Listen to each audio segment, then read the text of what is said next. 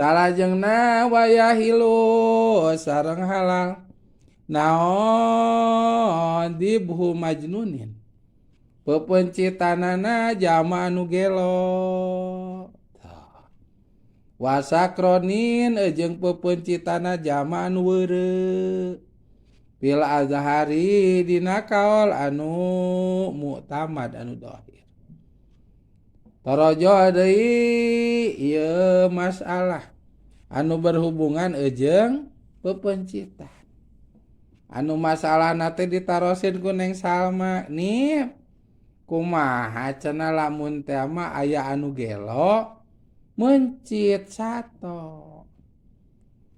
eta anu gelo mawa bedog sugan teh deuk mencit abdi ari pek teh mencit hayam nu gelo mencit hayam tah kumaha eta nu gelo mencit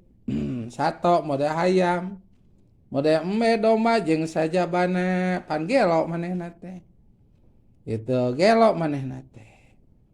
satuluyna mencit sato kumaha eta sato nu dipencit ku nu gelo hukumna walaranana wayahilu dibuhu majnunin halal hukumna sato anu dipencit ku anu gelo ku sabab halal mangga Neng Salma tuang dagingna toh walaupun eta sato teh dipencit ku anu gelo eta nu gelo atuh meureunna nu gelo mah teu bismillah bismillah acan gitu mencitna oge ngaranna gelo gitu untung dipencitna teh beuheungna lain boolna eta nya masyaallah gelo ngaranna oge tuh